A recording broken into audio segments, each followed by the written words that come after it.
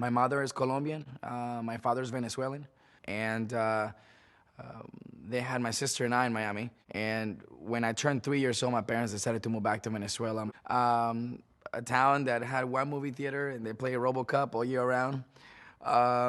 Needless to say, I became a clown in school because there was very little entertainment. Came back to the United States when I was about 14 years old. I didn't come here to go to Disneyland. I didn't come here to go to Universal Studios.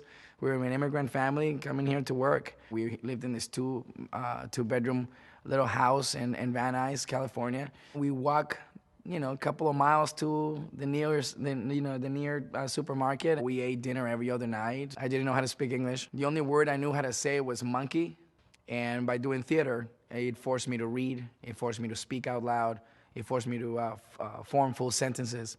And then I learned English fairly quickly. And the more I learned English, the more I performed. The more I performed, the more I learned English. And then the more I fell in love with performing. No one in my family could ever think that acting was a possibility or things. I mean, those are the things that we just enjoyed on TV and movies. We never thought that we would ever be part of it. So I started auditioning for everything. And I mean, I was booking jobs after jobs after jobs. And everybody's like, who is this kid with this terrible accent? And why is he getting commercials? It doesn't make sense. And you know what? I had a very interesting point of view in the industry. I just thought, okay, great. So you do your homework and you get an A in school, right? So you memorize these lines, you go and you perform for 3 people and you get the job. That innocence to the industry, that innocence to the reality of the industry, I think gave me an opportunity to just dream bigger and speak louder. So then they sent me on this pilot audition.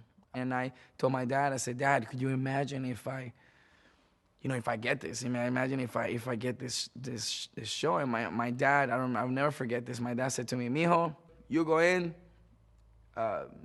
it's good, very good. It's bad, very good. I auditioned, there were some laughs in the room, and I went home, and once I'm going home, I got a phone call from my agent, and he said, you're gonna have to come back tomorrow.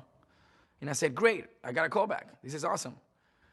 You're gonna have to come back there tomorrow, and the day after that, and the day after that, and the day after that. And my entire family was on the phone, and everyone starts crying. I mean, this was the day, April 16 of 1998. It was the day that the Valderrama family knew what the American dream was.